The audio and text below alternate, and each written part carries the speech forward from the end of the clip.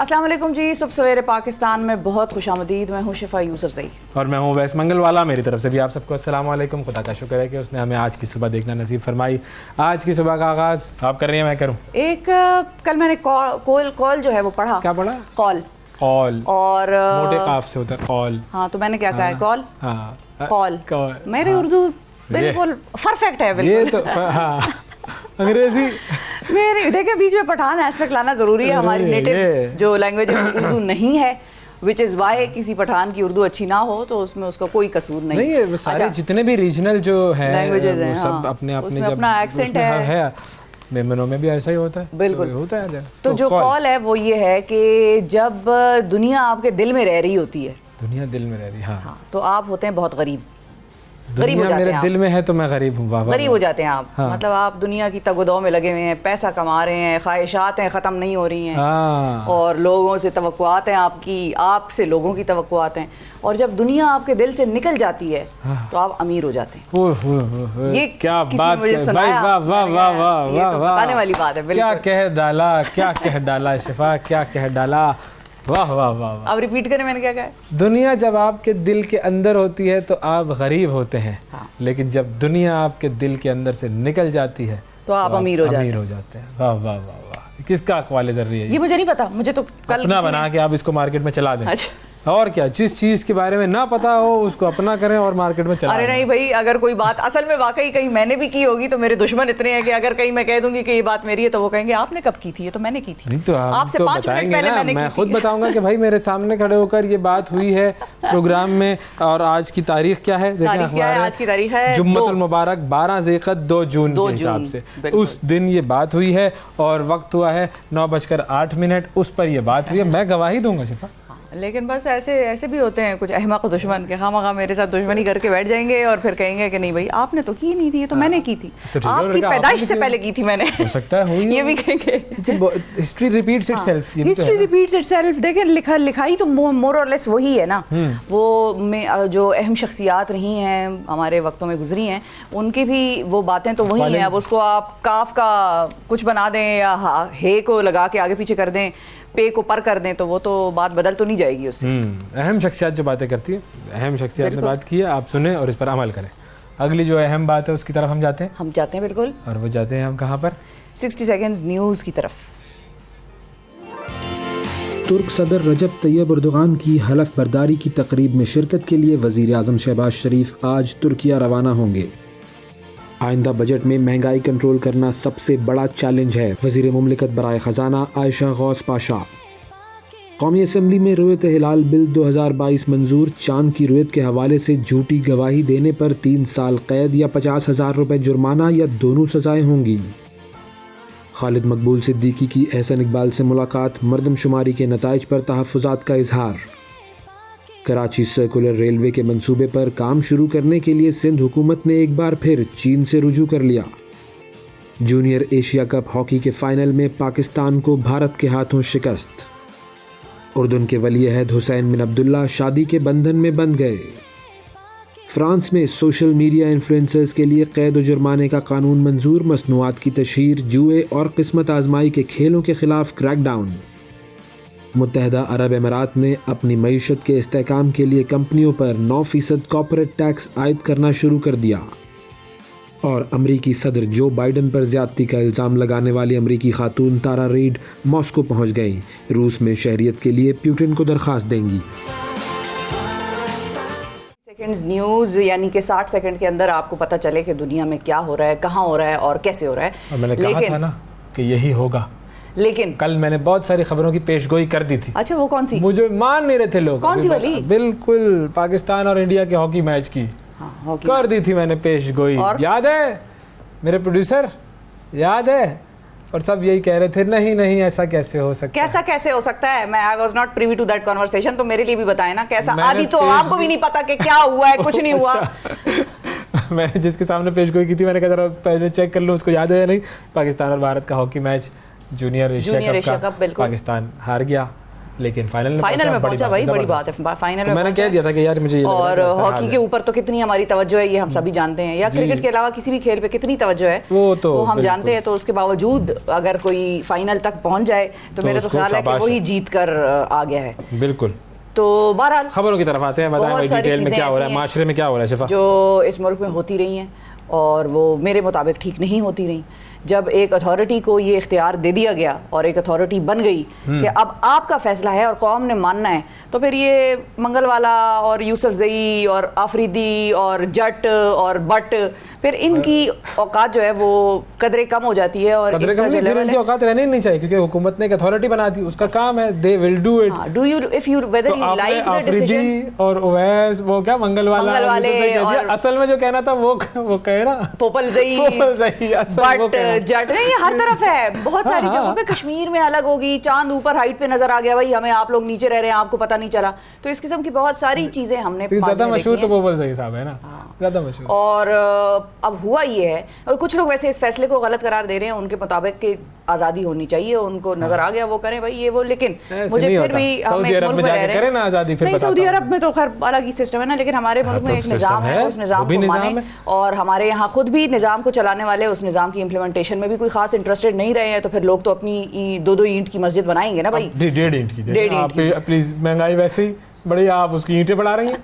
अच्छा, हुआ क्या है अब सुने, खास तौर पे सबके लिए है कि पाकिस्तान में हर साल रुयत हिलाल के मौका पर तनाज़ात पैदा होते रहे हैं, और इन तनाज़ात को ख़त्म करने के लिए कौमी असम्बली ने रुयत हिलाल बिल 2023 जो है वो मंजूर कर लिया है। बिल के मुताबिक 15 रुकनी वफाकी रुयत हिलाल कमेटी बनाई जाएगी जो चांद के नज़र आने के मुतल्लिक फैसला करेगी, और कमेटी में 4 सूबों से 2-2 जबकि इस्लामाबाद, गिलगित बल्तिस्तान और आज़ाद कश्मीर से एक आलिम जो है वो शामिल होंगे। इस बिल की जो अहम बात है वो ये है कि चांद देखने की झूठी शहादत पर 3 साल कैद और 50,000 जुर्माने की सजा दी जाएगी। और चांद देखने के लिए कोई भी गैर सरकारी कमेटी नहीं बनाई जा सकेगी, इस पर तो शदीद पाबंदी है। इस तसव्वुर भी ना कीजिएगा।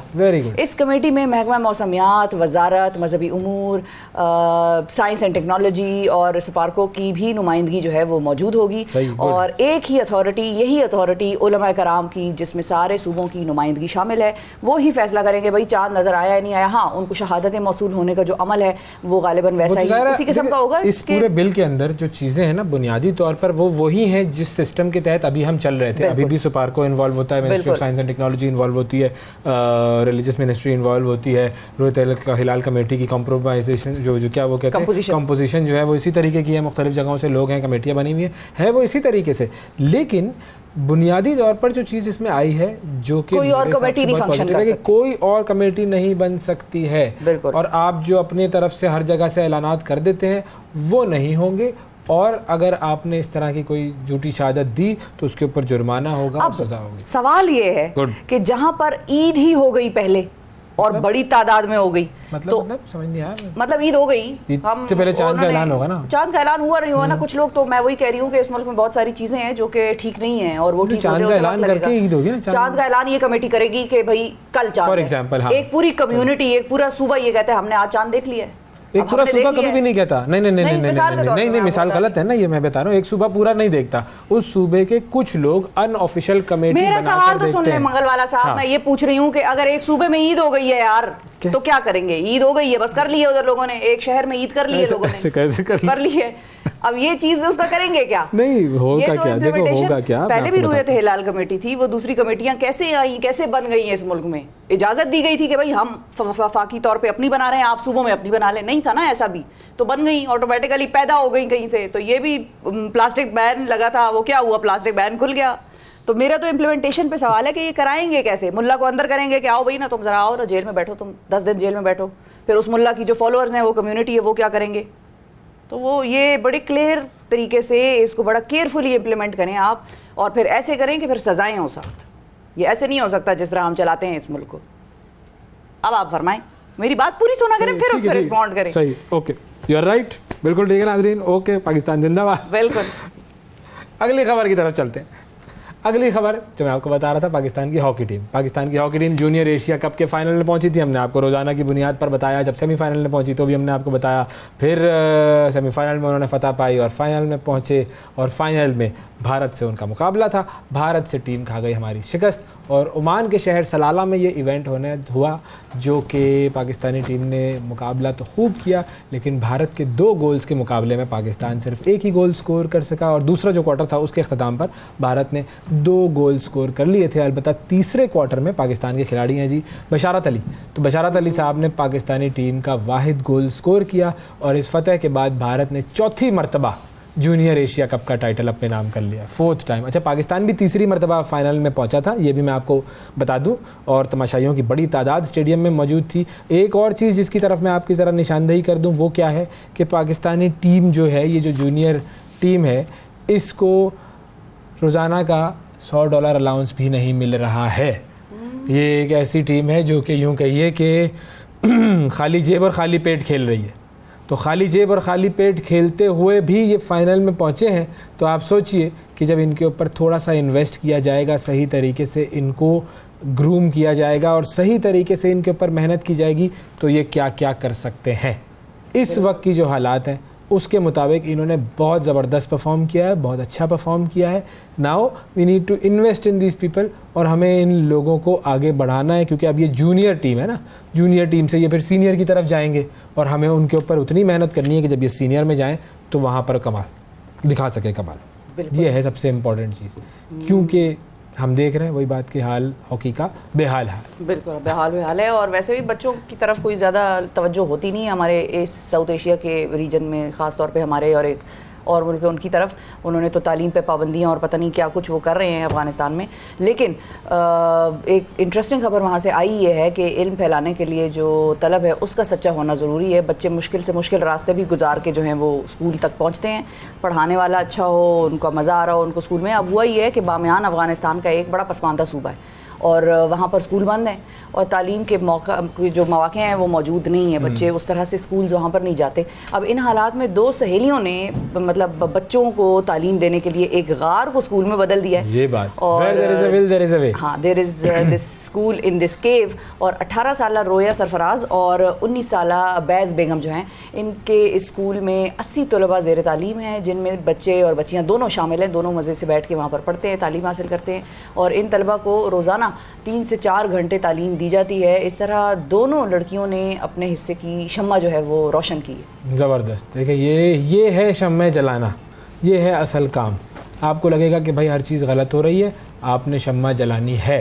अफ़गानिस्तान की सूरत हाल हम जब देख रहे हैं, क्या बुरा हाल है वहाँ पर, किस तरीके से वहाँ पर मामला चल रहे हैं, वहाँ पर लोगों को, ख़वातीन पर, तालीम पर किस तरह की पाबंदियाँ हैं, लेकिन करने वाला जो है ना वो किसी न किसी तरीके से वो कोशिश करके उस मकसद को हासिल करने की कोशिश में आगे निकलता है। उसमें कामयाबियाँ भी आएंगी, नाकामयाबी होंगी, ज़ाहिर है कभी अप्स एंड डाउन्स आते रहते हैं, लेकिन आपका विज़न, आपका गोल क्लियर होना चाहिए आपके जहन में।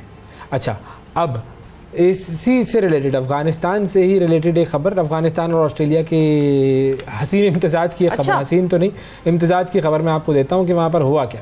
अफ़गानिस्तान में संगीन जंगी जराइम की तहकीकात के दौरान बुनियादी वजह सामने आई है, और वो बेसिकली संगीन जो जंगी जराइम थे वो ऑस्ट्रेलवी फ़ौजियों ने वहाँ पर किए थे, और उन पर कार्रवाई की गई और उन पर पाबंदी आयद कर दी गई है ऑस्ट्रेलिया के फ़ौजियों पर। और वो क्या है कि मशकों के दौरान वो शराब नहीं पिएंगे।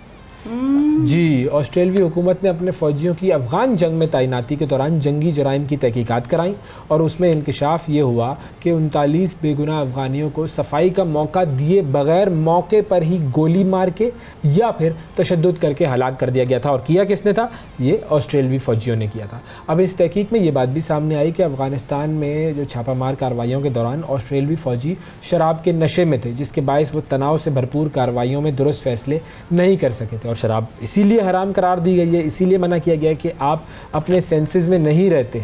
जो नशा है ना, इंटॉक्सिकेशन, वो स्पेसिफिकली क्यों मना किया गया है कि आपको बता दिया गया है कि आपका माइंड आपके कंट्रोल में नहीं रहता है। अब ये जो इंक्वायरी रिपोर्ट है इसमें अफ़गानिस्तान में जंगी जराइम की एक बहुत बड़ी वजह शराब नोशी को करार दिया है और फिर ऑस्ट्रेलियाई हुकूमत ने मुल्की फ़ौजियों पर कार्रवाइयों और मिशन के दौरान शराब पीने पर पाबंदी आयद कर दी है और नए कवानीन के तहत फ़ौजी हुकाम एहलकारों को गैर जंगी कार्रवाइयों पर ज़्यादा से ज़्यादा 2 अल्कोहल मशरूबात पीने की मंजूरी दे सकते हैं, वो भी सिर्फ ख़ास अयाम जैसे कोई ऑस्ट्रेलिया डे आ गया, क्रिसमस डे वगैरह आ गया, ओकेजन पर।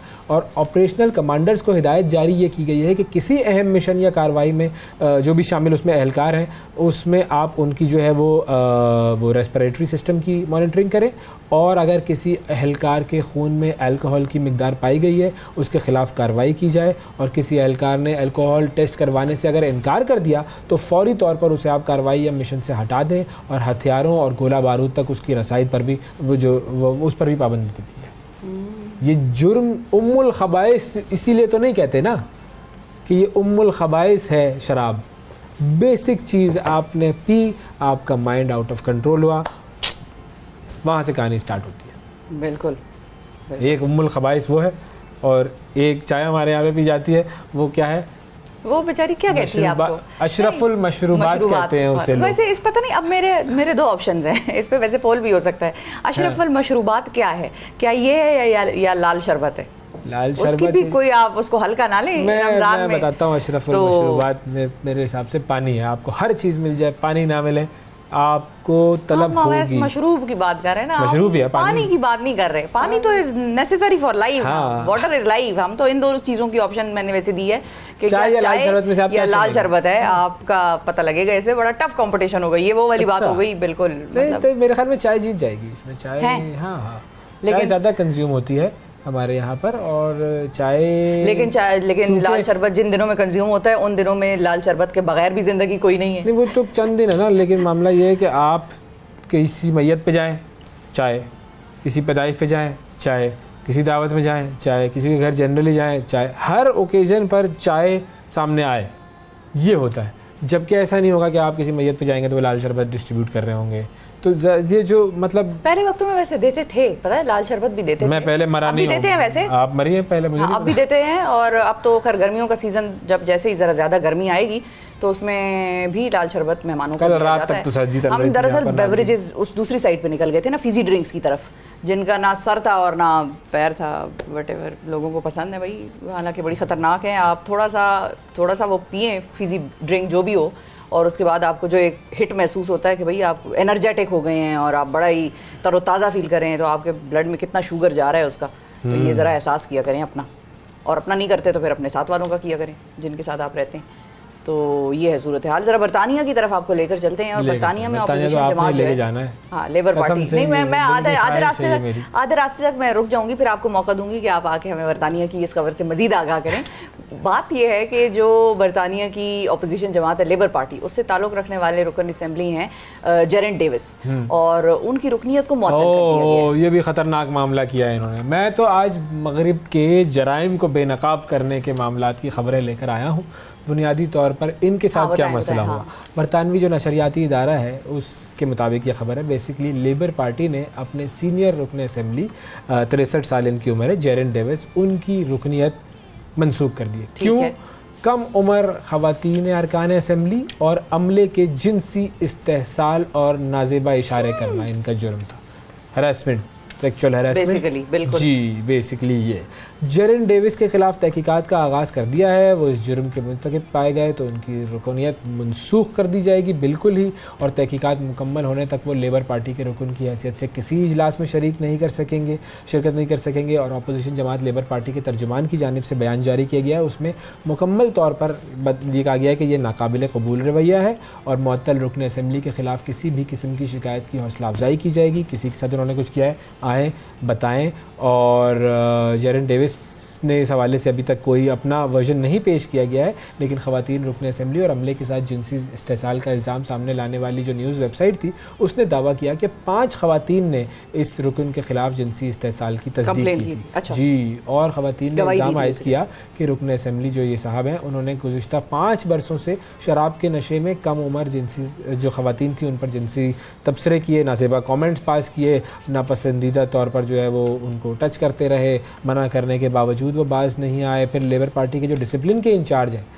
उन्होंने फिर उनसे शिकायत की गई और उसके बाद फिर ये मामला हुआ। अब देखें ये दो बेसिकली ना ये दो मामलात हैं जो कि सबसे बड़ा प्रॉब्लम है जिनका हमने अभी जिक्र किया कि एक शराब और दूसरा ये जिनसी जराइम, शदीद तरीन प्रॉब्लमेटिक। और वेस्टर्न अगर माशरे के ऊपर स्टडी की जाए तो आपको नज़र आएगा, और इस पर बहुत सारी स्टडीज़ हुई भी हैं, कि दोनों जो मामलात हैं वो कितने ज़्यादा प्रिवेलिंग है वहाँ पर, और उसकी वजह से उनका जो मामला जो माशरा है वो कितना एक तनज़ुली का शिकार हो गया। लेकिन बेहतरीन चीज़ जो है ना इनकी ये है कि इसी पार्लियामेंट में ये तहकीक और ये जो किसी शख्स के खिलाफ इस किस्म की कार्रवाई है वो हो सकती थी। ये सिर्फ बरतानवी पार्लियामेंट में हो सकती थी। ये पाकिस्तान सोच भी नहीं सकता कि अगले 10-15 सालों में भी इस किस्म की तहकीकात किसी के खिलाफ कराएगा। हमारे तो अरकान पार्लियामेंट जो हैं वो तो बस ऐसे हैं, अनटचेबल्स हैं। उन पे तो ना बात हो सकती है, ना उन पे कोई इल्ज़ाम लग सकता है। मीडिया अगर उनके बारे में कोई ऐसी वैसी बात कर दे तो बस तो फिर एंकर की शामत है। और बेसिकली यहाँ पे ना डिफेमेशन लॉज हैं, ना यहाँ पे हमने किसी चीज़ को सीरियसली लिया है, ना हमने ये देखा है कि क्यों औरतें मर्दों की वजह से घर से बाहर निकलने से कतराती हैं, डरती हैं। कभी जाए ना आप, कोई चीज़ सेलिब्रेट हो रही है मुल्क में, क्यों 14 अगस्त के दिन सिर्फ छड़े छांट होते हैं? क्यों नहीं औरत बाहर निकल के आपके मुल्क में फिरती? इस्लामी ममालिक में ऐसे आपका शुमार होता है, पर्दा है हर चीज़, हमारे मुल्क में मतलब सबका है। लेकिन मैं नहीं निकलती ना, मुझे ये प्रॉब्लम है कि मैं तो नहीं निकलती। प्रॉब्लम है, मैं 14 अगस्त को नहीं निकलती, मैंने नहीं सेलिब्रेट करना कि पाकिस्तान नहीं निकलते। उसकी वजह है बहुत, उसमें आपने टॉप से सेट करनी होती है एग्जाम्पल।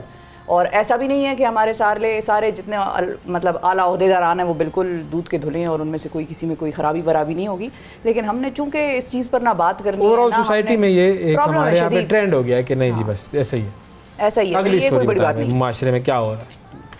मुआशरे में ये हो रहा है कि सुबह सवेरे पाकिस्तान, सुबह सवेरे पाकिस्तान, सुबह सवेरे पाकिस्तान।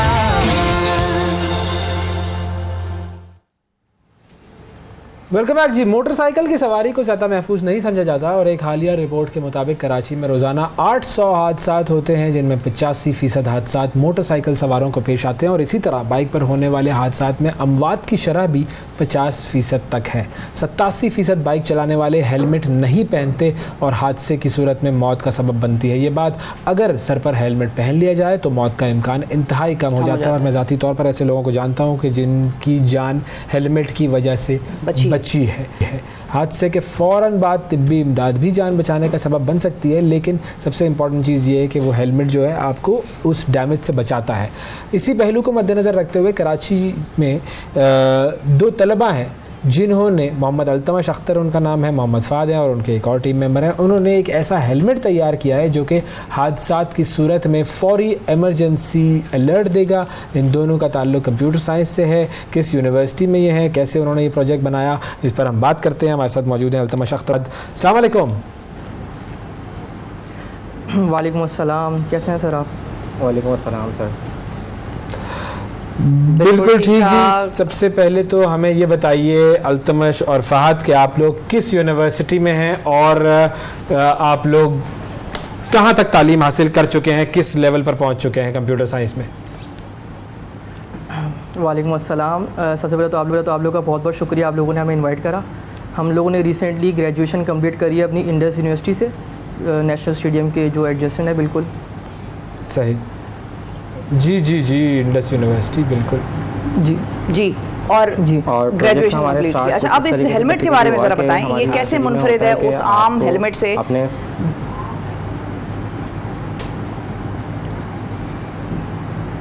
अच्छा, सो बेसिकली इसमें क्या होता है प्रॉब्लम कि ज़्यादा जो नॉर्मल अगर हेलमेट की बात करी जाए तो नॉर्मल हेलमेट ही होते हैं वेयर करने वाले। एक्सीडेंट्स वगैरह होते हैं मगर वो इतनी ज़्यादा इफेक्टफुल नहीं होते कि एम्बुलेंस वहाँ पे पहुँच जाए। इस चक्कर में बाज़ औक़ात जो है ना कुछ ऐसे सिनेरियोज हो जाते हैं कि राइडर एक्सीडेंट से मैट करता है मगर उसकी हेल्प आउट करने के लिए कोई भी हमारे मौजूद नहीं होते। तो इस सिनेरियो में हमने जो है वो सारी की सारी चीज़ें देखी हैं जो हमारे जो है ना प्रोजेक्ट के अंदर हम लोगों ने इंस्टॉल करने की कोशिश करी है। और बेसिकली क्या है कि एक राइडर का जब भी एक्सीडेंट होता है वो जल्द से जल्द हॉस्पिटल पहुँच जाए। हमारा मेन मोटिव जो है वो ये है। और उसका जितना भी एक इनिशिएटिव टाइम होता है ना, वो कम से कम हो जाए। तो इसमें जो है हमारा प्रोजेक्ट काफ़ी हद तक काम कर रहा है, जिसमें हम लोगों ने कुछ GPS GSM मॉड्यूल्स वगैरह यूज़ करे हुए हैं, जो कि एक SMS जनरेट करवा देगा to the ambulance, to the hospital management system. उसी के साथ साथ आपके पास फैमिली जो होती हैं वो भी बहुत ज़्यादा इंपॉर्टेंट होती हैं।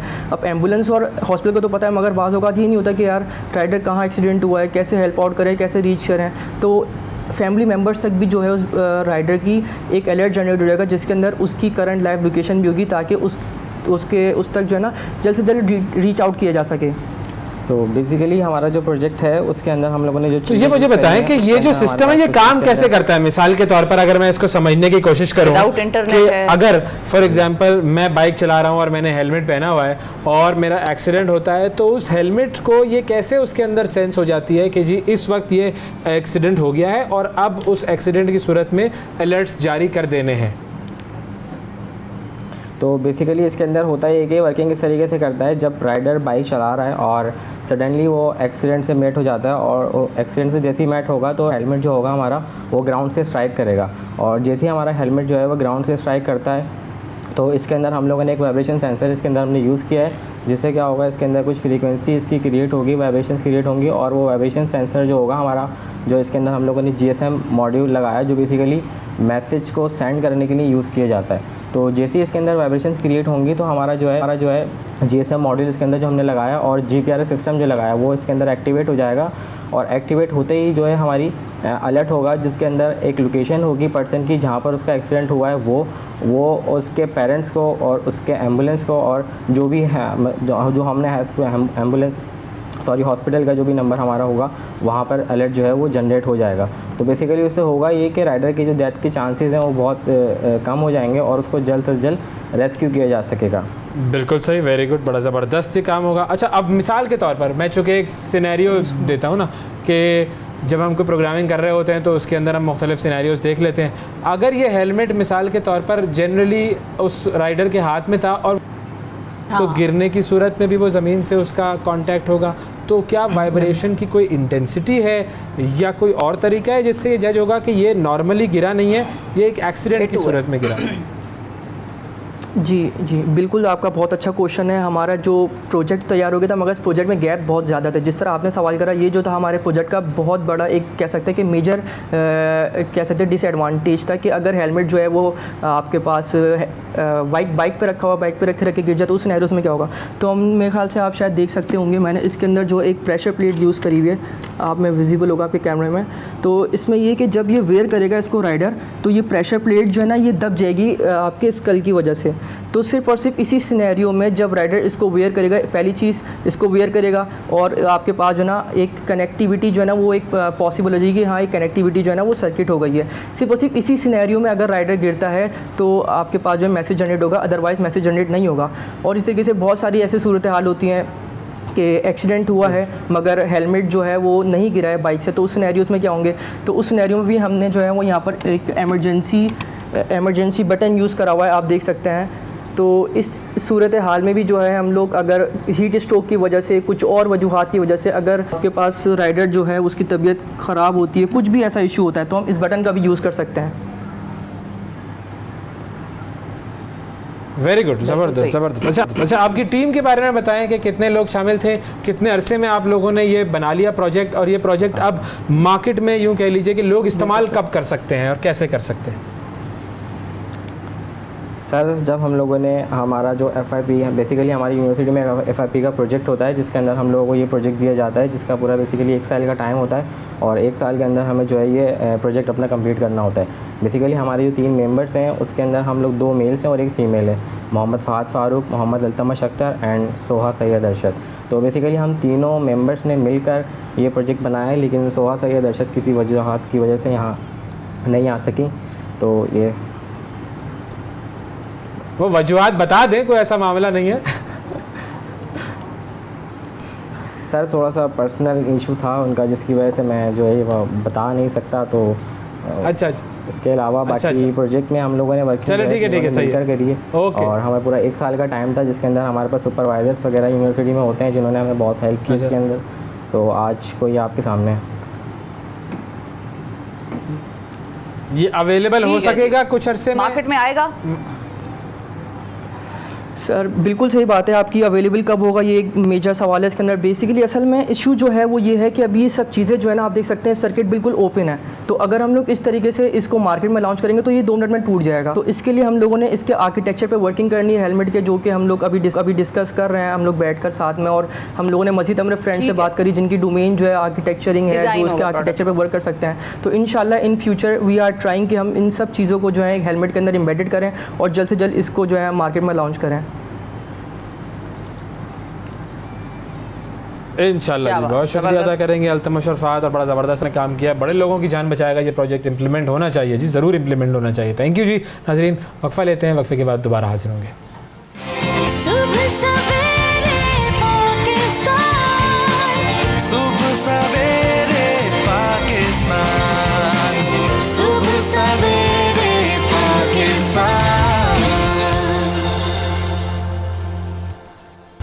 वेलकम बैक जी। फरिश्तों का जिक्र हमारी मुक़द्दस किताब कुरान करीम में बार बार आया है और उनके वजूद पर ईमान लाना हमारे मजहबी अक़ीदे का लाजमी जुज़ है। अल्लाह ताला ने मुख्तलिफ़ फ़रिश्तों के ज़िम्मे मुख्तलिफ़ फ़राइज़ लगाए हुए हैं। फ़रिश्तों के बारे में हमें कुरान और हदीस से क्या क्या बातें सीखने को मिलती हैं, उनके एट्रीब्यूट्स क्या हैं, उनकी क्वालिटीज़ क्या हैं, वो क्या क्या काम कर रहे होते हैं, इस हवाले से हम आज जानकारी लेंगे, मालूमात लेंगे। हमारे साथ मौजूद हैं जी मजहबी स्कॉलर मुफ्ती फ़ारूक अल-क़ादरी साहब। अस्सलाम वालेकुम मुफ्ती साहब। वालेकुम अस्सलाम व रहमतुल्लाह। मुफ्ती साहब बहुत शुक्रिया सर, आपने वक्त निकाला प्रोग्राम के लिए। सबसे पहले तो हम जो 4 हमारे बड़े फरिश्ते हैं उनके हवाले से अगर हम आपसे रहनुमाई हासिल करें कि स्टार्टिंग फ्रॉम हज़रत जिब्राईल अलैहिस्सलाम के उनका जो है किस किस्म की जिम्मेदारियां हैं जो उनके ज़िम्मे हैं, और उनके बारे में हमें कुरान करीम से क्या क्या चीज़ें जो हैं वो जानने को मिलती हैं। बिस्मिल्लाहिर्रहमानिर्रहीम। तमाम मलाइका के सरदार हज़रत जिब्राईल अलैहिस्सलाम हैं। हज़रत जिब्राईल अलैहिस्सलाम अल्लाह ताला के मुकर्रब तरीन फ़रिश्ते हैं, और आपकी बुनियादी ज़िम्मेदारियों में से एक तो ये है कि आप अंबिया किराम रसूलान इज़ाम तक वही लाते थे और अल्लाह ताला के पैगामात, अल्लाह ताला के कलाम को अंबिया तक पहुँचाते थे। इसके साथ साथ हज़रत जिब्रील अलैहिस्सलाम की ये ज़िम्मेदारी भी थी और आज भी है कि किसी कौम पर अज़ाब लाना हो तो अल्लाह ताला ने इसके लिए हज़रत जिब्राईल अलैहिस्सलाम को मुकर्रर फरमाया है। इसी तरह किसी कौम पर कुछ खुशखबरी लानी हो, यानी बशारत, इंज़ार और अज़ाब, ये बुनियादी ज़िम्मेदारी हज़रत जिब्राईल अलैहिस्सलाम की है। इसी तरह कुरान मजीद की सूरह कदर की रोशनी में यह भी मालूम होता है कि शब कदर को जब मलाइका ज़मीन पर आकर इस शब इबादत करने वालों को तहसीन पेश करते हैं तो हज़रत जिब्राईल भी साथ होते हैं और आप मोमिनीन उनसे मुसाफ़हा भी फरमाते हैं। सुभान अल्लाह। सही। अच्छा, अब एक और चीज़ मैं जानना चाहूँगा कि फ़रिश्तों की, और ख़ास तौर पर चूँकि हम हज़रत जिब्राईल अलैहिस्सलाम की बात कर रहे हैं, तो उनकी हैत के बारे में हमें क्या मिलता है? क्योंकि कुछ अहादीस में पढ़ रहा था जिसमें ये था कि हुज़ूर सल्लल्लाहु अलैहि वसल्लम ने उनको जब देखा तो वो एक बहुत बड़ा उनका जो है वो यूँ कहिए कि एक उनकी जो वजूद था वो था, तो उस बारे में हमें क्या गाइडेंस मिलती है? वैसे तो मुतलकन तमाम फ़रिश्तों को अल्लाह ताला ने अपने ख़ास नूर से पैदा फरमाया है और उनमें ये ताकत और क़ुव्वत रखी है कि वो जिस शक्ल को चाहें वो मुतशक्ल हो सकते हैं, इख्तियार कर सकते हैं। लेकिन जो उनकी असली और हकीकी सूरत है, ख़ास तौर पर जिब्राईल अलैहिस्सलाम की, उसमें हदीस शरीफ में ये फरमाया गया है कि मैंने हुज़ूर अलैहिस्सलाम फरमाते हैं उनको देखा तो उनके 600 पर थे। जैसे हर फरिश्ते के पर हैं, किसी के 2 पर हैं, किसी के 4 पर हैं, किसी के इससे ज़्यादा पर हैं। हज़रत जिब्राईल अलैहिस्सलाम के 600 तकरीबन पर हैं और उनका वजूद बहुत बड़ा है। यानी आपने सिदरतुल मुंतहा पर उन्हें देखा तो उनका वजूद इस तरह था कि जैसे आसमान तक एक वजूद फैला हुआ हो, इतना बड़ा वजूद था जिसमें कीमती जवाहिरात भी वो ऐसा लगता था कि जैसे उनके वजूद का हिस्सा है। सही। अच्छा, हमारे साथ एक कॉलर हैं असद साहब। अस्सलाम वालेकुम। वालेकुम अस्सलाम। जी असद साहब, क्या सवाल करेंगे? सर मेरा ये सवाल है कि फरिश्तों के वाले से बात हो रही है, तो यूट्यूब पे और सोशल मीडिया प्लेटफॉर्म्स पे बहुत सारी वीडियोस पड़ी हैं जिसमें दिखाया जाता है फरिश्ते नज़र आ रहे हैं काबा पे, और ये तो क्या ये वीडियो सच होती हैं, फरिश्ते नज़र आते हैं सच में? जी मुफ्ती साहब, बड़ा अहम सवाल किया है इन्होंने। जी ये बहुत इम्पोर्टेंट सवाल है। फरिश्तों का नज़र आने का जहाँ तक ताल्लुक़ है तो वो अपनी हकीकी और असली सूरत में आम इंसानों को नज़र नहीं आ सकते, बल्कि हज़रत अमीर हमज़ा जो हुज़ूर अलैहिस्सलाम के महबूब तरीन चचा हैं, सैयदुश्शुहदा हैं, जिनका ज़िक्र कुरान मजीद में है, उन्होंने एक मरतबा हुज़ूर अलैहिस्सलाम से ख्वाहिश का इज़हार किया कि या रसूलल्लाह मैं जिब्राईल को देखना चाहता हूँ। तो हुज़ूर अलैहिस्सलाम ने उनकी ये ख्वाहिश पूरी की और दुआ की। हज़रत जिब्राईल को इरशाद फरमाया, वो हाज़िर हुए तो हुज़ूर अलैहिस्सलाम ने अपने चचा से पहले फरमा दिया कि आप उन्हें देख नहीं सकेंगे।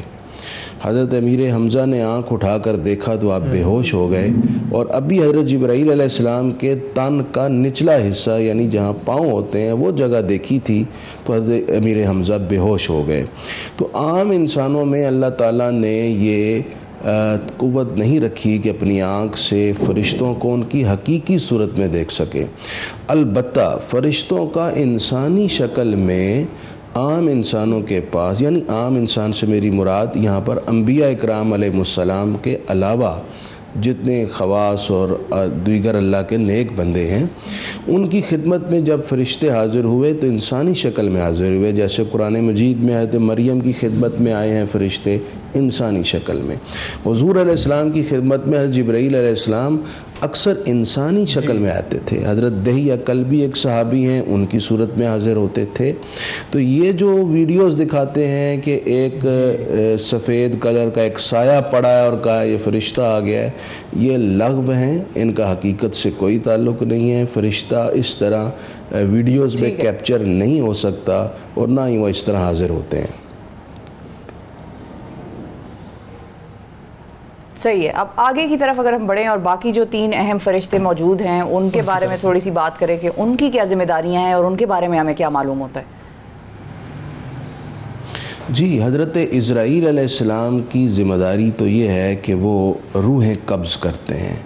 दुनिया में एक वक्त में अगर 1,00,000 लोगों की मौत होनी हो तो अल्लाह ताला ने उस फरिश्ते में क़ुव्वत रखी है कि वो बैक वक्त मुख्तलिफ़ मकामात पर मुख्तलिफ़ लोगों की मुख्तलिफ़ जगहों से रूह कब्ज़ कर सकते हैं और वो करते हैं। तो कब्ज़े रूह की ड्यूटी हज़रत इज़राईल की है।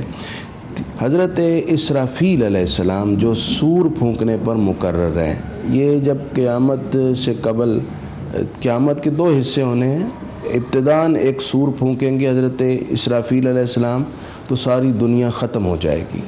फिर जब तक अल्लाह ताला चाहेगा ये दुनिया ख़त्म रहेगी और फिर हुक्म होगा हज़रत इसराफ़ील अलैहिस्सलाम दोबारा सूर फूंकेंगे तो फिर सारी दुनिया दोबारा, यानी कि इंसान दोबारा ज़िंदा हो जाएंगे, मैशर का मैदान कायम हो जाएगा। तीसरे फरिश्ते हज़रत मीकाईल अलैहिस्सलाम हैं। उनकी ड्यूटी ये है कि ये जो रिज़्क़ आता है और इंसान तक जो अल्लाह ताला की नेमतें पहुंचती हैं, बारिश बरसती है, ये नेमतों की तकसीम के हवाले से ड्यूटी हज़रत मीकाईल अलैहिस्सलाम की सुपुर्द फरमाई गई है। हवाएं चलना भी इसमें दाखिल है, बारिश का आना भी इसमें दाखिल है।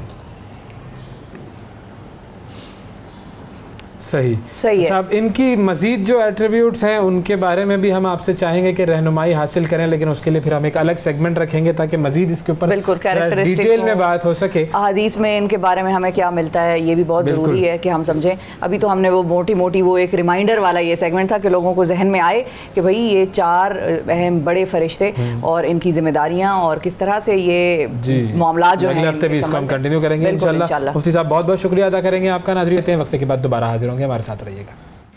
सुबह सवेरे पाकिस्तान, सुबह सवेरे पाकिस्तान, सुबह सवेरे पाकिस्तान।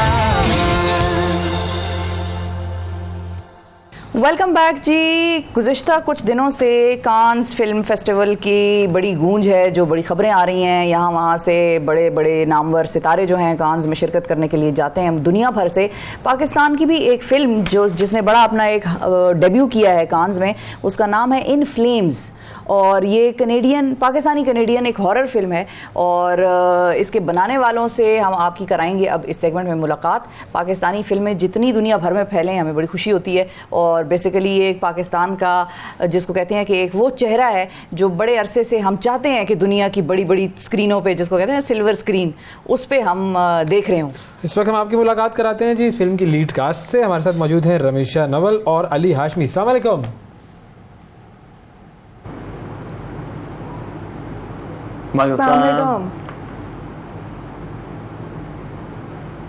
थैंक यू जी, आप दोनों का बहुत शुक्रिया।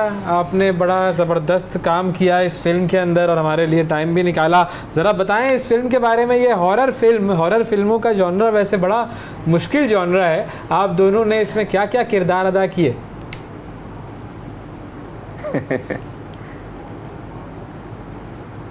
तो हमारे साथ हैं रमीशा नवाज, ये हमारी फिल्म की लीड हैं, और मेरा नाम है मोहम्मद अली हाशमी। और जो मेरा किरदार है मैं इसके बारे में ज़्यादा बताऊंगा नहीं, क्योंकि आप वो फिल्म देखेंगे तो आपको ज़्यादा मज़ा आएगा।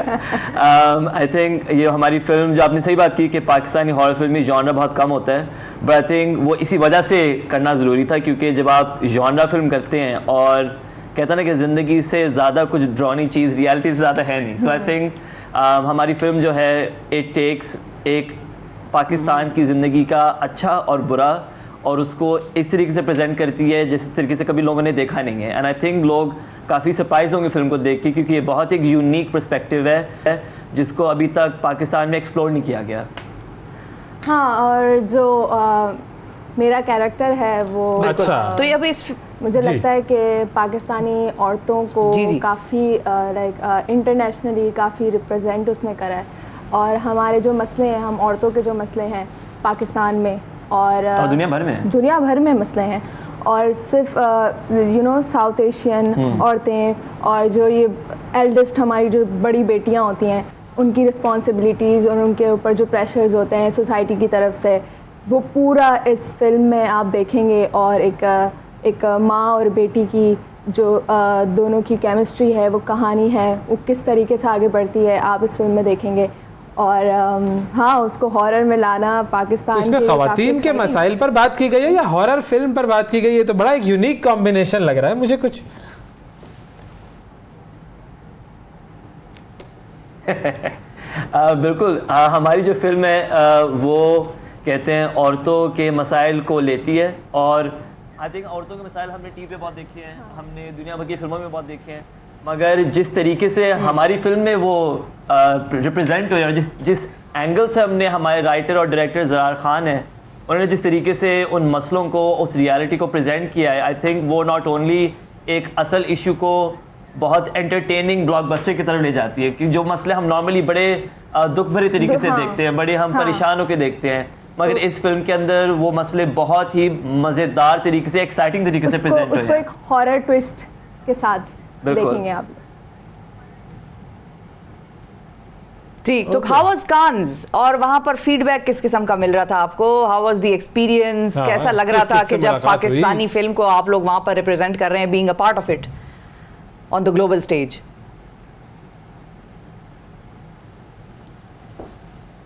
I think it was probably the most amazing experience of my life. I think ये वो चीज़ें जो हम तो ख्वाब देखते हैं कि वहाँ पे लियोनार्डो डिकैप्रियो चल रहा है, स्कारलेट जोहानसन चल रही है, वहाँ पे हम भी चल रहे हैं, ये कैसे हुआ? मगर वहाँ पे गए और हमें इतनी खुशी हुई कि नॉट ओनली हमारा काम उनको पसंद आया, बट हमें मौका मिला कि हम पाकिस्तान को ग्लोबल जगह पे रिप्रेजेंट करें, वो भी इस लेवल पे, और अपने मुल्क को हम एक अच्छी शक्ल के साथ रिप्रेजेंट कर सकें, क्योंकि बहुत ज़रूरी है कि जो काम हमारा है वो दुनिया नॉट ओनली अप्रिशिएट करे, बट पाकिस्तान को हम रिप्रेजेंट करें इस लेवल पे। जब हम गए वहाँ पे और रेड कार्पेट पे हम चले, तो फ़ोटोज़ खींचनी है, सेलिब्रिटीज़ हमारे आगे पीछे चल रहे हैं, और हमें खुशी हुई कि हम इस काम के साथ, एक अच्छे काम के साथ, पाकिस्तान को उस लेवल पे लेके जा रहे हैं जहाँ पे बेस्ट ऑफ द बेस्ट है, चाहे वो हॉलीवुड है, बॉलीवुड है, उनके बेहतरीन एलीट से एलीट लोगों के साथ हम भी वहाँ खड़े हुए अपनी हमारी फिल्म के साथ, तो मेरे लिए तो बहुत खुशी की बात थी। मेरे लिए भी, क्योंकि ये मेरा तो जब ये फिल्म बन रही थी फर्स्ट टाइम मैंने कैमरा को फेस करा था इस प्रोजेक्ट के साथ, तो ये मेरे लिए काफ़ी बड़ी चीज़ थी। और एक इतने बड़े प्लेटफॉर्म पे जाना, अपनी फिल्म को रिप्रेजेंट करना, पाकिस्तान को रिप्रेजेंट करना, काफ़ी एक ऑनर की बात है। और एक आई एम रियली ग्रेटफुल कि हम लोगों को इस तरीके की अपॉर्चुनिटी मिली। हम किसी हॉलीवुड के डायरेक्टर ने रेडी होना मिला। बाकी ये था कि वहाँ पर मेरे पास जो अगली आपको कोई हम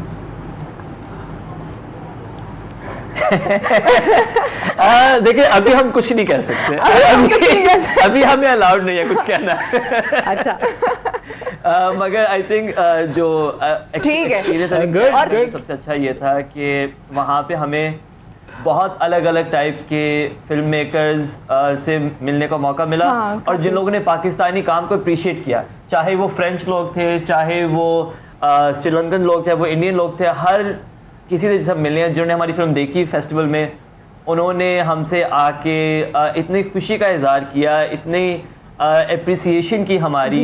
और वो लोग हैं जिन लोगों ने कभी उर्दू फिल्म कभी देखी ना हो, और उनको जिस तरीके से हमें याद है हम अपने प्रीमियर के और रो में खड़े हुए थे, ऑडियंस के अंदर हमारी फिल्म ख़त्म हुई और हमें आई थिंक 5 से 6 मिनट का स्टैंडिंग ओवेशन मिला। और वहाँ पे जो फ्रेंच ऑडियंसेस हैं वो आंसुओं के अंदर हैं, हम आंसुओं के अंदर हैं। मेरे पास आ रही थी ख़वातीन और लड़कियाँ, लड़के, young people, they were coming up to me and मतलब वो आके मुझसे रो रो के बोल रहे थे कि हमें इस फिल्म में काफ़ी टच करा है। और वो हमारे लिए एक एक ऐसा कि हमने काम करा और हमने कुछ पाकिस्तान में एक ऐसी चीज़ बनाई जिससे दुनिया में भर में लोग अफेक्ट, क्योंकि हमारी फिल्म जो है वो 100% पाकिस्तानी है। हमने किसी भी तरीके से उसको वेस्टर्नाइज नहीं किया, किसी भी तरीके से हमने उसको चेंज नहीं किया। हमने एक जो ऑथेंटिक पाकिस्तानी एक्सपीरियंस होता है हमने वो इसमें फिल्म में डालना है। और हमारे लिए हमारे जो डायरेक्टर हैं ज़रार खान, उन्होंने बहुत ही एक ऑथेंटिसिटी के साथ लिखा था कि इस फिल्म के अंदर किसी बाहर का टच नहीं होगा, ये एक ऑथेंटिक पाकिस्तानी फिल्म होगी। क्या बात है। और यही that is what makes it unique. वैसे बहुत सारी फिल्मों से जो कि बाहर जाती हैं उनमें हमें खास किस्म का रंग देखने को मिलता है पाकिस्तान के हवाले से, खास किस्म का एस्पेक्ट और एंगल होता है जो पाकिस्तान के हवाले से दिखाया जाता है और वही चीज़ें उनको पसंद आती हैं। ये आज तक हमारा मानना था। अब आपकी ये फिल्म जो कि इंतहाई पाकिस्तानी थी और रियलिटी से काफ़ी करीब, आप ज़ाहिर क्लेम भी कर रहे हैं और हम भी देखेंगे तो बताएंगे, तो अगर उसके बावजूद उन लोगों को वो पसंद आई है तो फिर एक तो यहाँ पर वो जो डिलेमा था वो आपने, मिथ थी मैं उसको कहूँगी, कि वो तो ख़त्म कर दी कि भाई फिल्में एक खास एंगल से ही इस मुल्क के बारे में बनाई जाएं तो ही बाहर चलेंगी। वो अगर आप नेगेटिविटी या किसी किस्म की चीज़ दिखाएंगे तो वो नहीं चलेगी। ये तो आपने आज मिथ बस्टर सेगमेंट भी हमारा ये था। अब ये बताइए ड्रेसअप गेम, जो इस किस्म के अवार्ड्स होते हैं, इस किस्म की शामें होती हैं, उन पे जाहिर है सेलिब्रिटीज़ हैं, हर एक ने बड़ा पहले से प्लान किया होता है भाई क्या पहनना है, ड्रेसअप कैसे करना है। और आप लोग क्योंकि पाकिस्तान को रिप्रेजेंट कर रहे थे, कैसे ड्रेसअप डिस्कशंस और वो जो डिसीजंस थे वो कैसे हुए कि पहन के क्या जाना है वहाँ पे?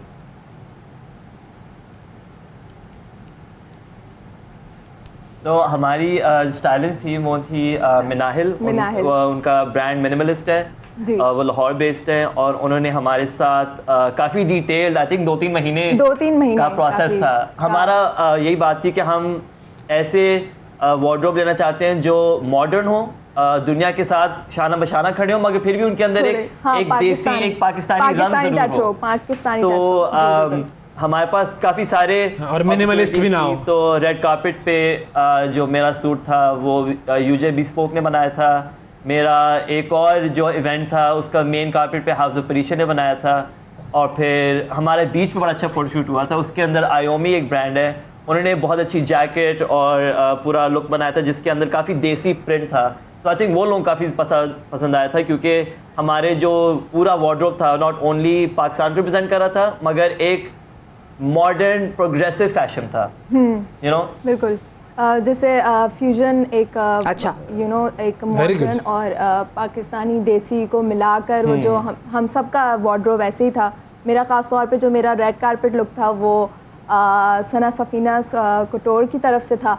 And it was great and उनकी तरफ से मेरे पास और भी ड्रेसेस थे जो मेरा प्रेस टूर हाँ जो प्रेस टूर का था वो भी सना सफीनस की तरफ से था।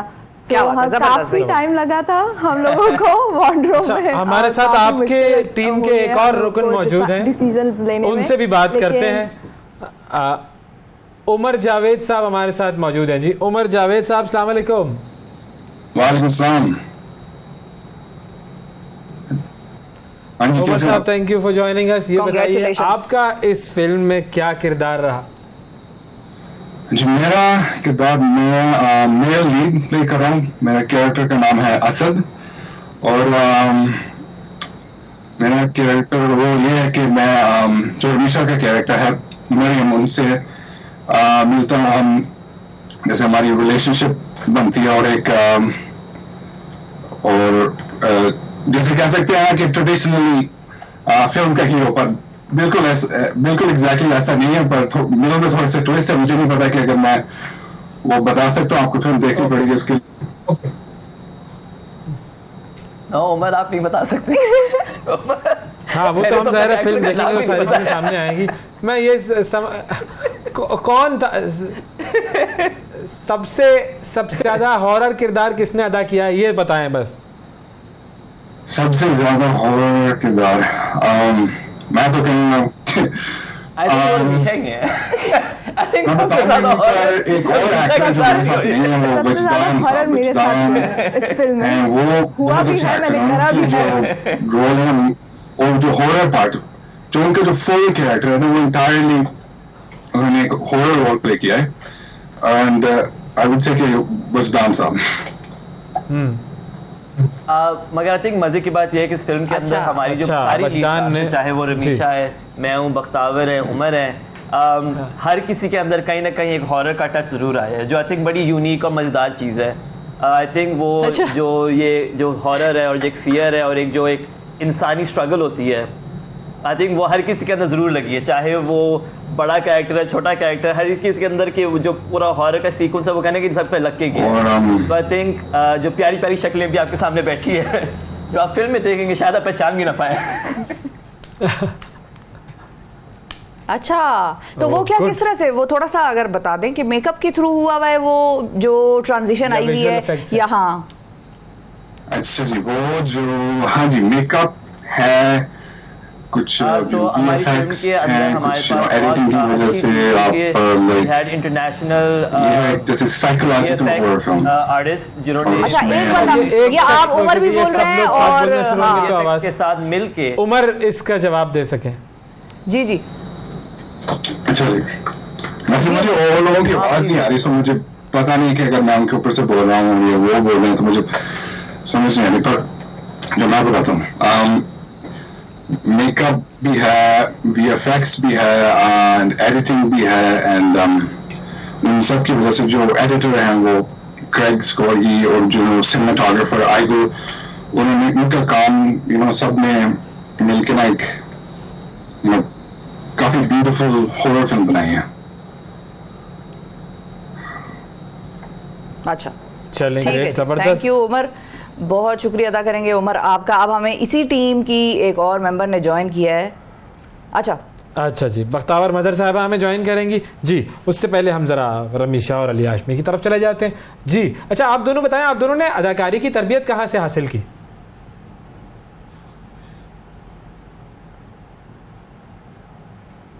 तो मैंने अदाकारी की तरबियत जो है ऑन द जॉब ही सीखी थी। मैंने अपना एक्टिंग करियर शुरू किया था थिएटर के साथ, और थिएटर से फिर मैं चला गया टीवी की तरफ, टीवी से डिजिटल से शॉर्ट फिल्म्स, और जब मैंने शॉर्ट फिल्म करना शुरू की तब मिला ज़रार खान से। ज़रार खान जो हैं बहुत ही टैलेंटेड एक्टर थे, तो उनके साथ हमने जितनी भी शॉर्ट फिल्म्स की वो इंटरनेशनल फेस्टिवल्स में गई, बहुत रिकग्निशन मिला उनको। वो टिफ्ट पे गई, बर्लिन में गई, पाम स्प्रिंग्स में गई, लोकार्नो में गई, और जो स्क्रिप्ट अब एक फुल फीचर फिल्म बनी हुई है, एक्चुअली मैं ज़रार उस पर पिछले 6 साल से काम कर रहे थे। वो एक पहले शॉर्ट फिल्म थी, शॉर्ट फिल्म से एक बड़ी शॉर्ट बनी है, फिर अब जाके हम यही सवाल रमशा की तरफ भी लेकर जाएंगे, लेकिन उससे पहले और मेरा सारा मजहर ने भी हमें ज्वाइन कर लिया है, तो उनसे हम बात करते हैं। अस्सलाम वालेकुम बख्तावर। अस्सलाम वालेकुम। हेलो जी बख्तावर, मैंने सुना है आप भी कोई अदाकारी वगैरह करती रही हैं। जी थोड़ी थोड़ी, आपसे कम। क्या हाल है अवैस आपके? आप दोनों में से किसने किससे अदाकारी सीखी थी? कौन बड़ा एक्टर है, बस जिसको कहते हैं ना कौन बड़ा ड्रामेबाज है? अस्सलाम वालेकुम शिफा, आप कैसी हैं? बख्तावर इनको। वालेकुम अस्सलाम Bakhtawar, lovely to have you. बताएं जी। हम ठीक है बिल्कुल जी। आपकी दोस्त जो हैं अवैस मंगलवाला और मैं, हम दोनों क्लास फेलोज रह चुके हैं और हम दोनों ने बस एक दूसरे से ही सीखा है।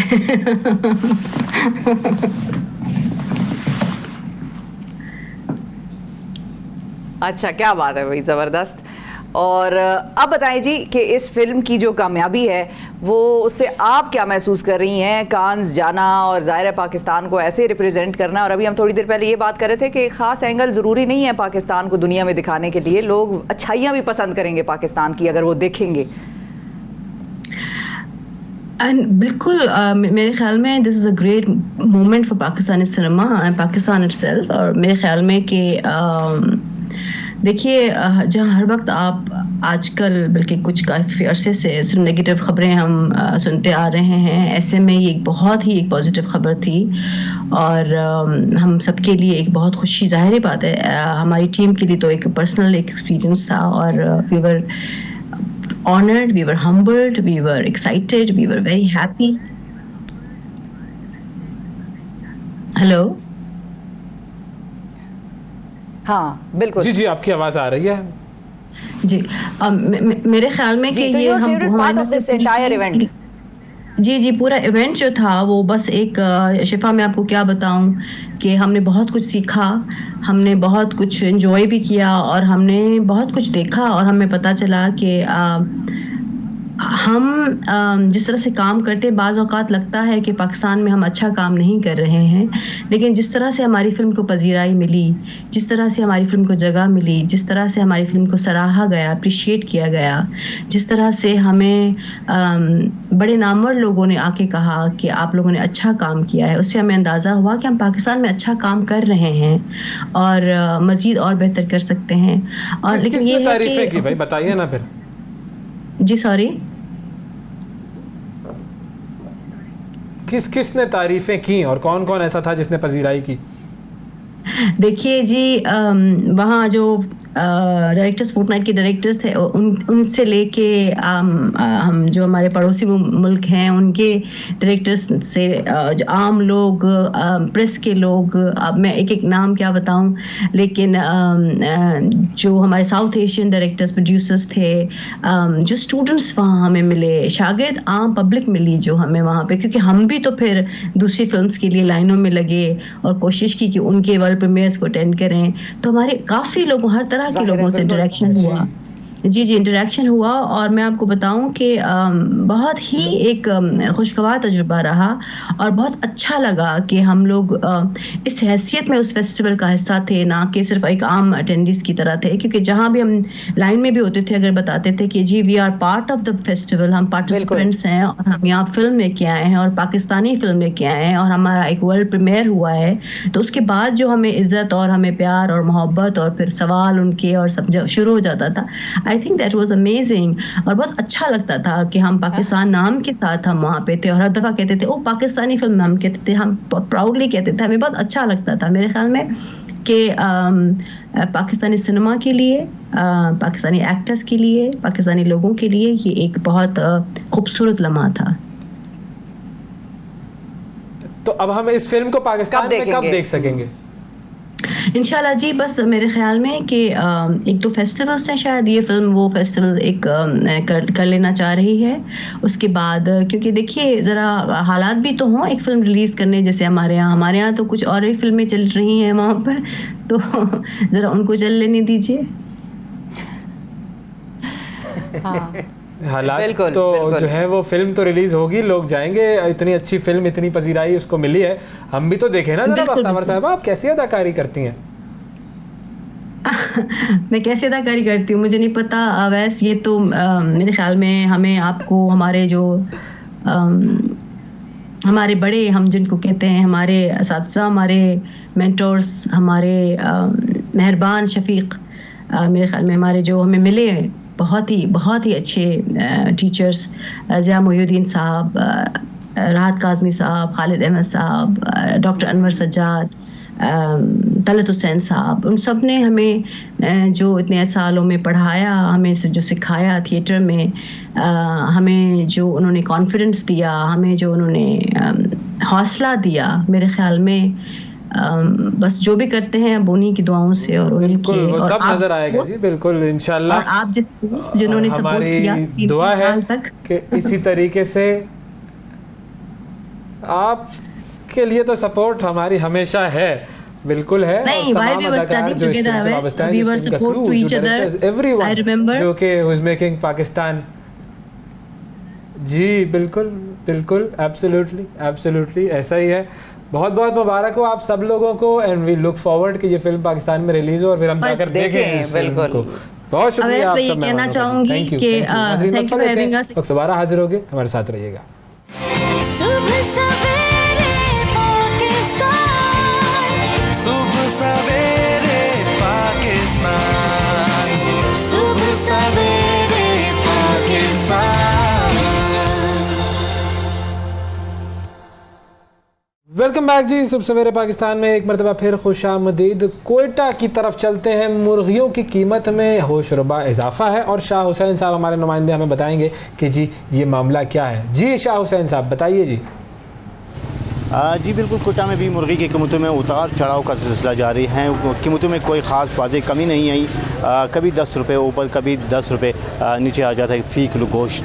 और आज का रेट ये है कि आज गोश्त जो है, मुर्गी का गोश्त, वो 640 रुपये में फ़रोख्त हो रहा है, जबकि ज़िंदा ब्रायलर जो है वो 460 रुपये किलो फ़रोख्त हो रहा है। और यहाँ पर हमने बात की दुकानदारों से, उनका यही कहना है कि फ़िलहाल कीमतों में मज़ीद किसी की कमी का कोई इम्कान नहीं है।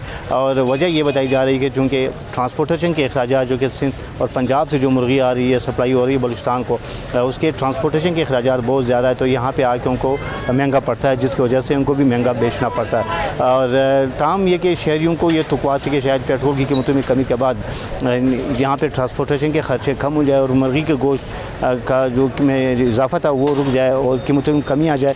मगर फ़िलहाल ऐसी कोई बात यहाँ पे नज़र नहीं आ रही और मुर्गी के गोश्त की कीमतें जो बढ़ी थी वो बरकरार है। और पिछले हमने बात की 3-4 महीने से ये सिलसिला चला आ रहा है कि उसमें किसी किस्म की कोई वाज़ेह कमी नहीं आई। जैसे कि बताया कि कभी 10 रुपये ऊपर तो कभी 10 रुपये नीचे कमी आ जाती है, मगर कोई बड़ी कमी नहीं आई। जी बिल्कुल ठीक है जी, बहुत शुक्रिया अदा करेंगे। हमारे साथ मौजूद थे हमारे नुमाइंदे और हमें कोयटा में मुर्गियों की जो कीमतें हैं उसके हवाले से आगाह कर रहे थे। अब ज़रा आपको पेशावर की तरफ लेकर चलते हैं और हमारे नुमाइंदे ज़ीशान काका खेल हमारे साथ मौजूद हैं और उनसे ज़रा बात करते हैं कि कबायली अजला में जो स्कूलों की सूरत हाल है, जो जिसको हम बिल्कुल मर्ज डिस्ट्रिक्ट्स, उनमें क्या सूरत हाल है स्कूलों की। जी अस्सलाम वालेकुम ज़ीशान, बताइएगा।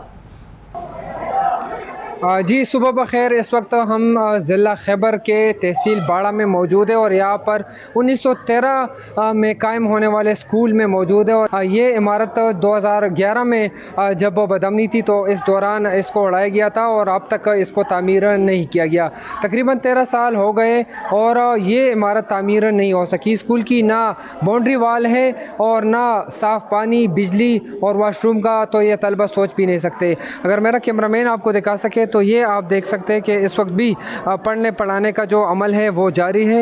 ये मेन हॉल है, सिर्फ पूरे स्कूल में एक यही हॉल बाकी रह गया था, लेकिन ये भी आप देख सकते हैं कि किसी भी वक्त मुनहदम हो सकता है। और जो प्रिंसिपल है उनके मुताबिक ये इंतहाई ख़तरे में न सिर्फ वो है बल्कि ये बच्चे भी हैं और बड़ा सानिया पेश आ सकता है। इस हॉल में 4 क्लासेस को पढ़ाया जाता है, यानी 250 के करीब तलबा यहाँ पर पढ़ रहे हैं। इस स्कूल में 44 कमरे थे, लेकिन अब जब ये बदमनी का शिकार हुआ ये स्कूल और इसके कमरों को गिरा दिया गया, इसके बाउंड्री वॉल को गिरा दिया गया, तो ताहाल इस स्कूल को तामीर नहीं किया जा सका। बार बार मुतल्लिका इदारों को दरख्वास्तें दी लेकिन कोई सुनवाई नहीं हो सकी। लेकिन अब ये आलम है कि इस स्कूल को दोबारा तामीर करने के लिए कोई इकदाम नहीं कर रहा। यही वजह है कि तलबा और असतिज़ा को इंतहाई मुश्किलात का सामना करना पड़ रहा है।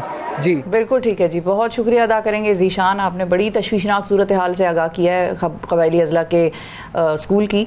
और स्कूलों पर जब तक मेहनत नहीं होगी, बिल्कुल कौमें नहीं उठ सकती। मतलब ये है कि हम नस्लों पर मेहनत नहीं कर रहे, कौमें नहीं उठ सकती हैं बगैर स्कूल के, तालीम के, तरबियत के। कौमों का कोई मुस्तकबिल नहीं हो सकता। अच्छा, कल भी एक और खबर इसी तरह की आई थी, हमने जब न्यूज़ में देखी ये खबर, उसमें हमने ये देखा कि जी मुल्तान में फर्स्ट ईयर का एक स्टूडेंट, उस फर्स्ट ईयर के स्टूडेंट ने कोशिश ये की कि वो अपने आप को जला ले, आग लगा के, जी अपने आप खुदसोजी की कोशिश की, खुदसोजी की उसने कोशिश की। अच्छा, अब मुल्तान का ये तालिब इल्म, फर्स्ट ईयर का ये स्टूडेंट, इसका नाम अशरफ, अब वजह क्या जो न्यूज़ में आ रही थी, वो आ रही थी कि जी घर वालों से यानी कि वालिदैन से उसका कोई झगड़ा हुआ और उस झगड़े के नतीजे में उसने ये काम करने की कोशिश की।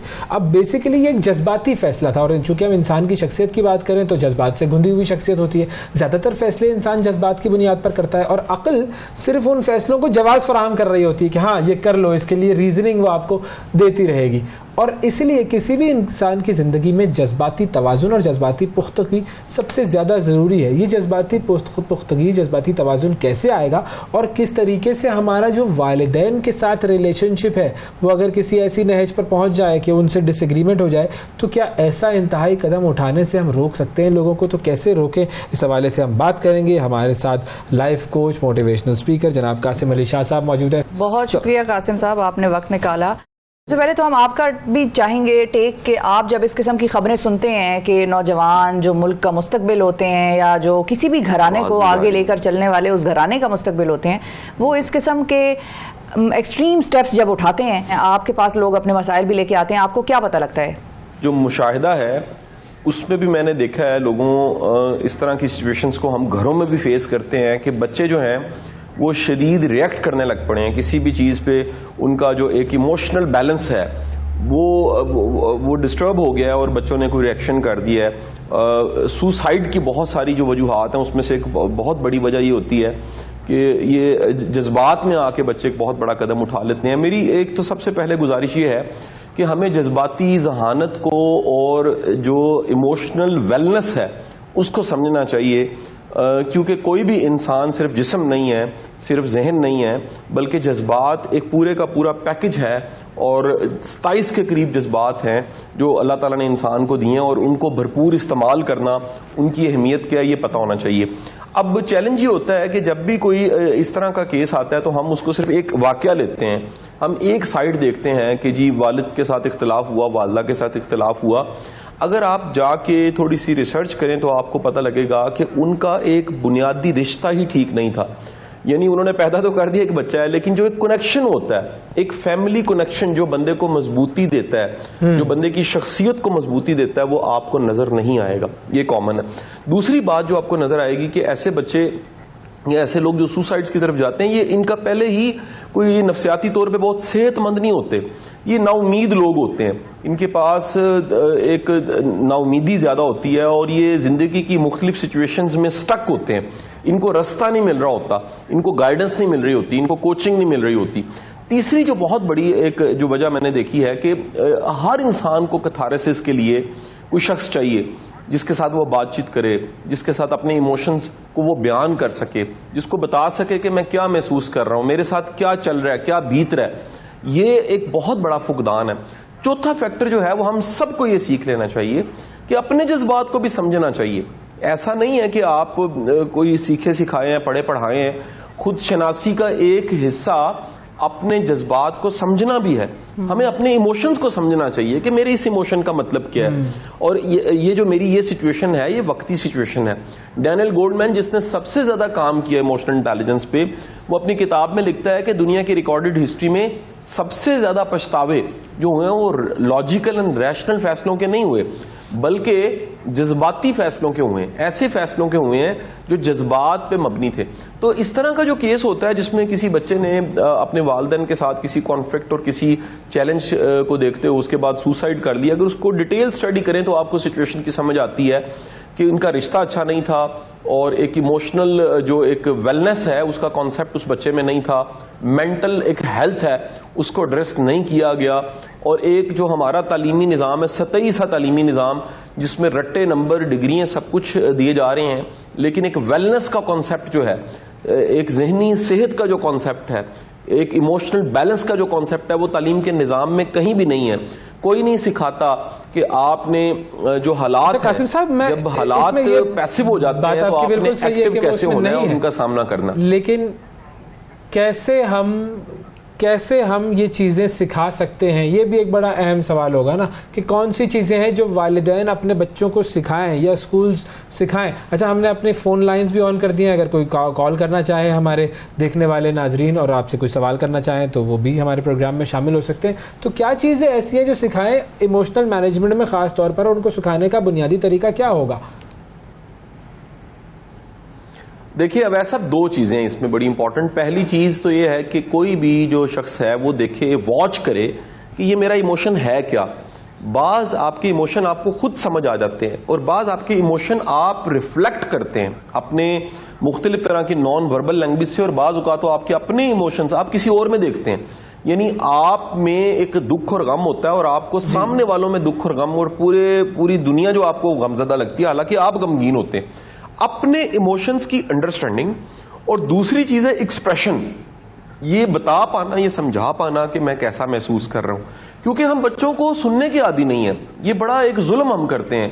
हम सवाल को डिस्करेज करते हैं, हम एक्सप्रेशन को डिस्करेज करते हैं, हम किसी को इजाजत नहीं देते कि वो बता सके कि मेरे एहसासात क्या हैं, मैं कैसा महसूस कर रहा हूं, मेरे साथ क्या बीत रही है, मेरी फीलिंग कैसी है। जब हम ये इजाजत ही नहीं किसी को देते तो उसका नतीजा ये निकलता है कि कोई भी शख्स जो है वो किसी खास सिचुएशन में जाता है और वो फिर बताता नहीं है, तो वो प्रेशर कुकर बन जाता है, वो एक इमोशंस का वॉल्केनो बन जाता है, और जब वो फटता है वो बाहर की तरफ अगर उसका रिएक्शन हो तो वो किसी को डैमेज कर देता है, अपनी तरफ उसका रिएक्शन हो तो वो खुद को तकलीफ देने लग पड़ता है और सम टाइम वो सुसाइड कर लेता है। तो अंडरस्टैंडिंग ऑफ इमोशंस बिल्कुल सही है, वेरी इंपॉर्टेंट। ये तो पहली चीज हो गई कि हमें गुफ्तगू और अंडरस्टैंडिंग इन्फॉर्मेशन और गुफ्तगू करना, एक्सप्रेशन, बिल्कुल सही। अच्छा, हमारे साथ कॉलर हैं सिंध से, बिल्कुल रुखसाना गुल साहिबा। अस्सलाम वालेकुम।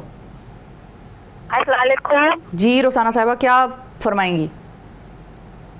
ये आपका प्रोग्राम चल रहा है ना, तो मुझे सर कासिम शाह से बात करनी थी। जी फरमाइए, सवाल कीजिए, वो सुन रहे हैं आपको। अस्सलाम वालेकुम। जी वालेकुम सलाम। में मेरा बेटा है, उसने कुछ मूवीज वगैरह बनाई थी, अब उसने अपना चैनल भी खोला है, मगर वो बहुत परेशान रहता है। तो सर की बातें मैंने सुनी है, तो मैंने कहा सर से कुछ बातें शेयर कर लूं। आप बताइए, सवाल बताइए। ये है कि मेरे बेटे ने जुगनू मूवीज बनाई थी सर जामी की तरफ से। जी अब सलाम किसान में भी उसने काम किया है, मगर वो आगे बढ़ नहीं रहा, कोई हेल्प नहीं हो रही उसकी। ठीक है, तो सही है। अभी बच्चा है, मोबाइलों का काम करता है, तो उसकी मैं कैसे हेल्प करूं? आप ठीक है, बिल्कुल सही है। Career, hopelessness regarding career, number 1 ये सवाल हो गया। एक और कॉलर भी है हमारे साथ। अस्सलाम वालेकुम। वालेकुम सलाम, मैं इस्लामाबाद से बात कर रही हूँ। जी, मुझे बस एक छोटी सी बात ऐड करनी थी। मैं H8 में होती हूँ, वहाँ पे एक स्कूल में जॉब करती हूँ, और उसके बिल्कुल साथ ही एक स्कूल है, H8 में ही, नाम लूँ तो अच्छी बात नहीं है, और फिर I8 में एक स्कूल है। दोनों में O लेवल्स और FSC के एग्जाम के दौरान बच्चियों ने सुसाइड अटेम्प्ट किया, और जो A लेवल्स वाली बच्ची थी उसकी तो डेथ भी हो गई। अच्छा, ये इस साल अभी जो एग्जाम गुजरे हैं उसकी बात है।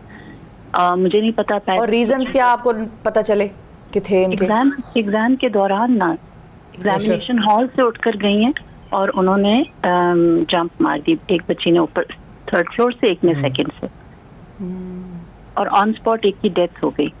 जी, क्योंकि एग्जाम, देखें, exam can be A trigger also ना। हमें ये भी समझना है कि एग्जाम एक ट्रिगर भी हो सकता है कोई ऐसा मतलब कैरी ऑन हो रहा हो उनके साथ कोई मसला, इमोशनली वो वल्नरेबल हो और बस एग्जाम भी ना अच्छा हुआ हो। तो इसलिए मैंने पूछा कि रीजन कोई है, कोई पर्सनल लाइफ, कोई फैमिली, कोई इस किस्म का भी कुछ आपको अगर है इल्म में तो आप बताइए। हम फिर SSC की जो बच्ची है वो जो बच गई, उसने तो कहा कि उसकी बड़ी बहन जो है वो हमेशा से टॉपर रही है, लेकिन पेरेंट्स उससे भी जो एक्सपेक्ट करते हैं वो नहीं कर सकती। ठीक है, बिल्कुल ठीक है। उनका एग्जाम रिलेटेड इम्पोर्टेंट आपने इशू रेस किया। कासिम साहब, पहले मेरे ख्याल में इसी सवाल की तरफ आते हैं कि पढ़ाई का प्रेशर इतना ज़्यादा, और इंडिया में तो मैं देखता हूँ न्यूज़ वहाँ पर तो बहुत ज़्यादा इस चीज़ को वो प्रेशर में होते हैं स्टूडेंट्स, और बहुत सारे सुसाइड केसेस आते हैं। हमारे यहाँ पे भी अब आना शुरू हो गए। और उसका बुनियादी एक जो आर्ग्यूमेंट होता है पेरेंट्स का, वो ये होता है, या टीचर्स का भी, कि फेल हो गए तो तुम्हारी जिंदगी खत्म हो गई। भाई, फेलियर तो पार्ट ऑफ लाइफ है। आप फेल हो गए तो आगे बड़े बड़े लोगों ने बड़ा कुछ एस्टेब्लिश कर लिया अपने लिए। फेल होते रहे। समझाएं ये वालिदैन को सर।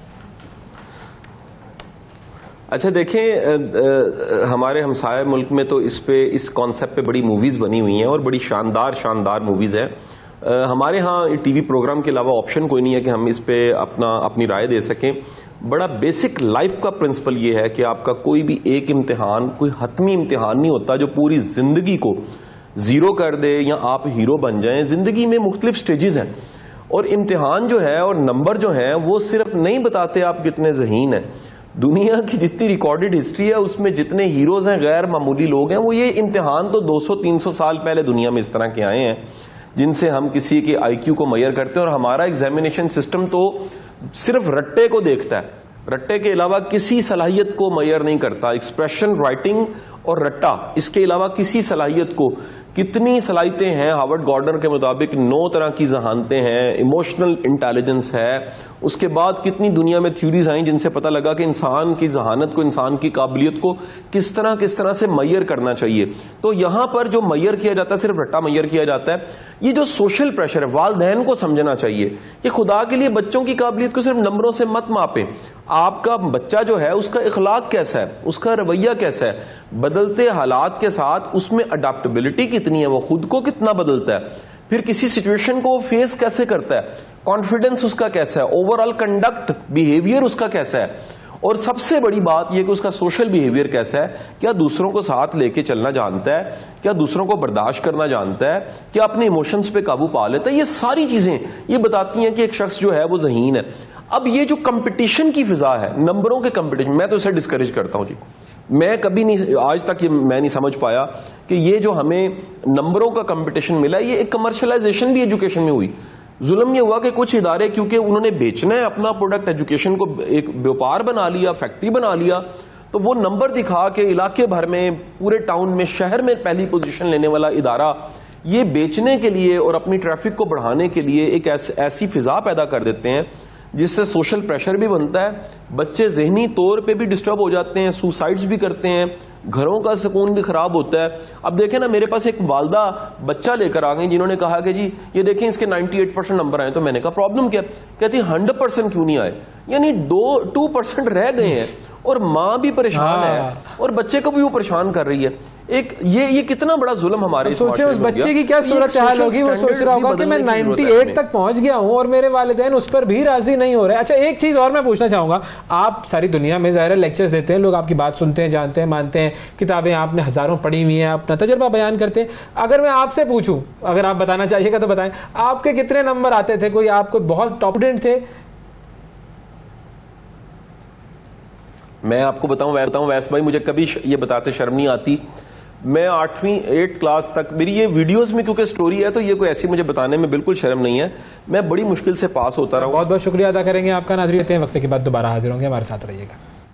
सुबह सवेरे पाकिस्तान, सुबह सवेरे पाकिस्तान, सुबह सवेरे पाकिस्तान।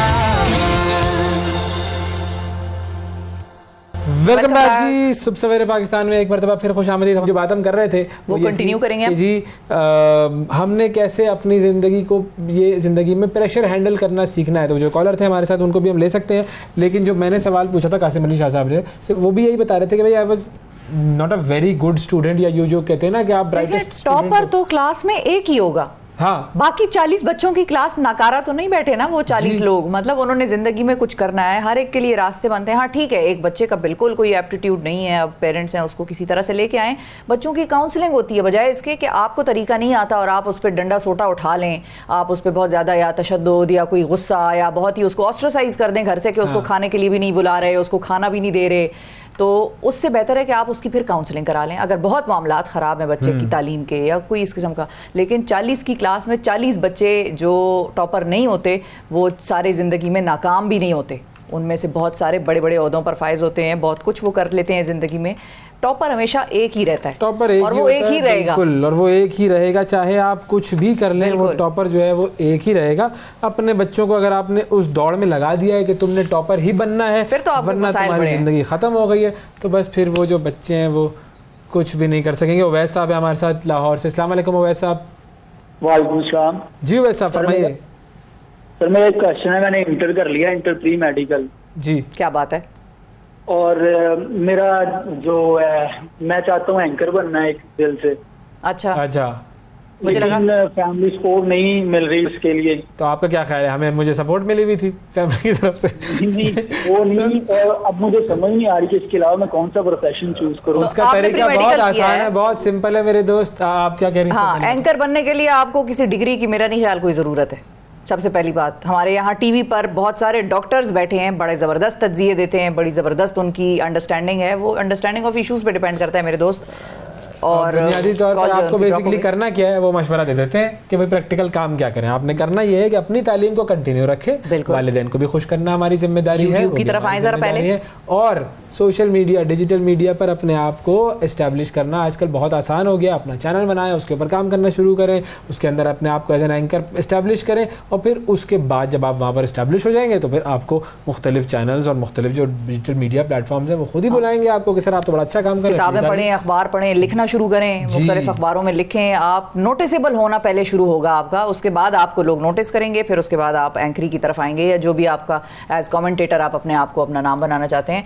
लेकिन उसके लिए तालीम जारी रखनी है किसी एक फील्ड। मैंने इसलिए कहा कि एंकर बनने के लिए कोई खास ऐसी चीज़ ज़रूरी नहीं है। बहुत डॉक्टर्स बैठे हैं, इंजीनियर्स बैठे हैं, बड़े ज़बरदस्त एंकर हैं। एंकर होने के लिए आपकी अंडरस्टैंडिंग होनी चाहिए ऑफ इश्यूज, और थोड़ा शौक होना चाहिए कि आपके जो ऑड आवर्स हैं अच्छा खासा होना, पैशन होना चाहिए, क्योंकि ऑड आवर्स है भाई। हमने कोविड में छुट्टी नहीं की, आप अंदाजा लगाएं, जहां दुनिया बंद हो गई, एंकर, न्यूज़ रिपोर्टर, कैमरामैन, जितने न्यूज़ चैनल्स थे वो सब पूरे कोविड में आते रहे। There was no single day off for them. बिल्कुल ऐसा ही है, ये काम ऐसा ही है जो 9 to 5 वाला काम नहीं है, 24 घंटे वाला काम है, और इसमें पैशनेट ही अगर आप हों तो ही ये काम कर सकते हैं। आज की इस बात पर अपना प्रोग्राम खत्म करते हैं नाजरीन, और आपसे अगले हफ्ते फिर मुलाकात करेंगे। उस वक्त तक के लिए इजाजत दीजिए, अल्लाह हाफिज। सुबह सवेरे पाकिस्तान, सुबह सवेरे पाकिस्तान, सुबह सवेरे पाकिस्तान।